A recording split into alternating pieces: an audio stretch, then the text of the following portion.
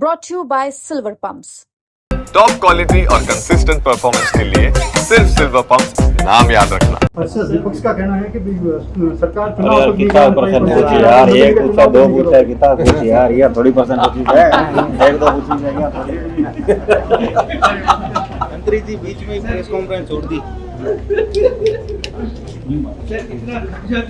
Sir, आज आपने यहाँ पर विभागीय अधिकारियों के साथ में, जनप्रतिनिधियों के साथ में मीटिंग ली है, क्या दिशा निर्देश दिए, क्या कमियाँ मिली हैं और क्या अधिकारियों को आपने गाइडेंस नहीं दी? देखिए, माननीय मुख्यमंत्री जी के निर्देश अनुसार माननीय मुख्यमंत्री जी का जब से सरकार गठन हुई तब से सबसे बड़ा उद्देश्य कि अंतिम छोर पे जो बैठा व्यक्ति है उसका सरकारी योजनाओं का ज़्यादा से ज़्यादा लाभ पहुँचे। उसी कड़ी में माननीय मुख्यमंत्री श्री भजनलाल जी शर्मा जी द्वारा पोर्टल 26 जनवरी से खोला गया, जिससे आज दिनांक तक लगभग 45 लाख से ऊपर खाद्य सुरक्षा में नए लाभार्थियों को जोड़ा जा चुका है पिछले 5 माह में।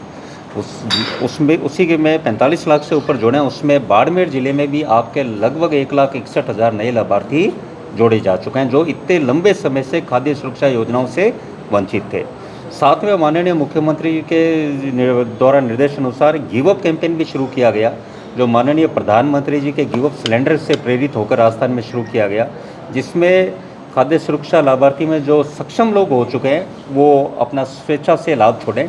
और मुझे आपको बताते बड़ा हर्ष है कि आज की दिनांक में लगभग 22 लाख के आसपास खाद्य सुरक्षा लाभार्थियों ने स्वेच्छा से इसकी योजना से अपना नाम वापस लिया, जिससे राजस्थान सरकार को लगभग 410 करोड़ की राजस्व की बचत होगी। और बाड़मेर ज़िले में भी 47,000 के आसपास लाभार्थियों ने खाद्य सुरक्षा योजना में अपने स्वेच्छा से अपना नाम लिया है, हटाया है।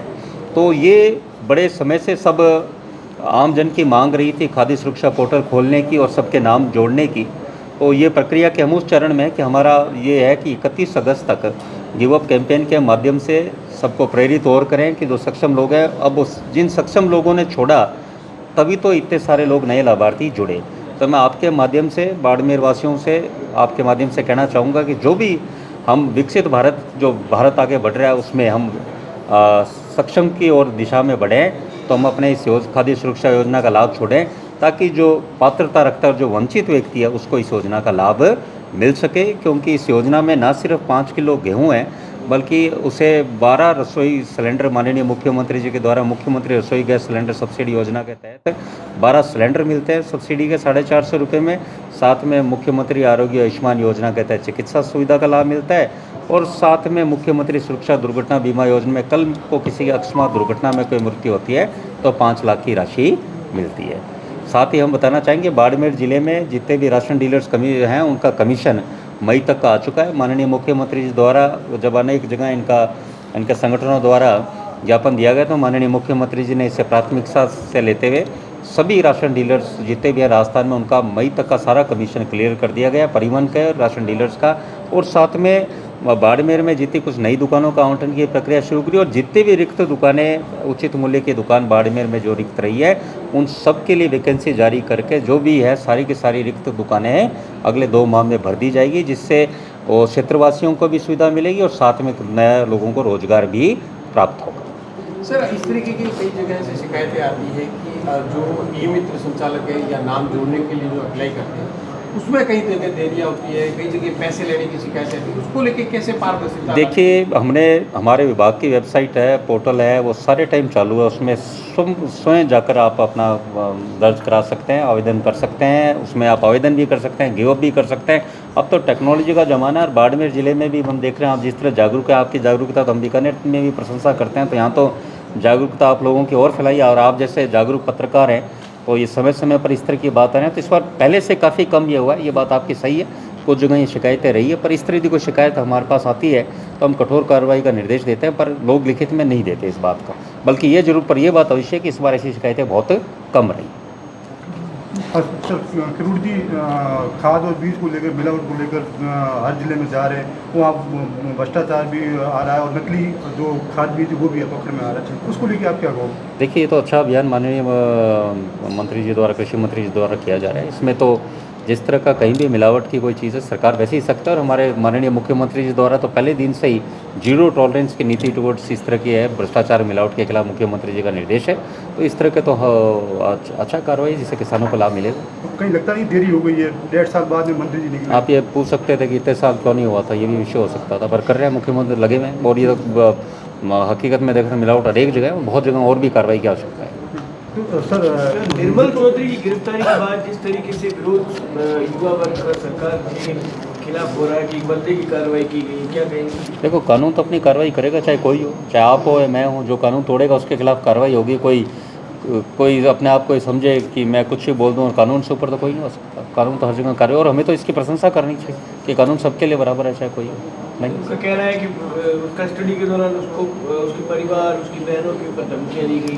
अब कहने में कोई कुछ भी गए, पर कानून अपनी कार्रवाई करता है। और देखिए, ये बात तो मान के चलिए कि भजनलाल शर्मा जी की सरकार में कानून व्यवस्था राजस्थान में अच्छी हुई है। और आप ये देखिए, पिछले 1.5 साल में एक भी पेपर लीक की राजस्थान में घटना नहीं है। एक समय वो था तो 5 साल पिछले कांग्रेस सरकार में पेपर लीक से युवाओं के साथ खिलवाड़ हुआ।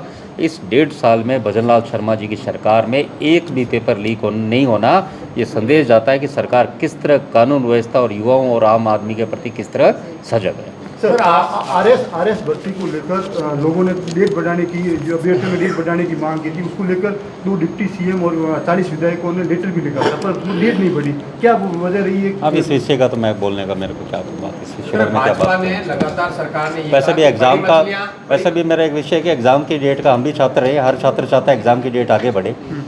और वैसे प्रैक्टिकली उससे कोई फ़र्क नहीं पड़ता नंबरों में। हम भी चाहते थे डेट के बार एग्ज़ाम आगे भी हुए। वैसे एक छात्र के रूप में मैं कह रहा हूँ जब हम पढ़े।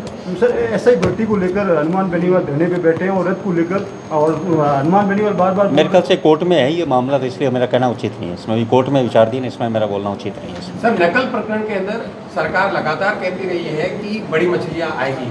वो दिन कब आएगा जब बड़ी मछलियां? मुझे एक बात बताइए, आरपीएससी चेयरमैन से लेकर आरपीएससी के सदस्य पकड़े गए, इससे बड़ी मछलियां आज तक राजस्थान में कभी हुई क्या? बताओ, उससे बड़ा क्या कभी हुआ राजस्थान में ऐसा आज तक?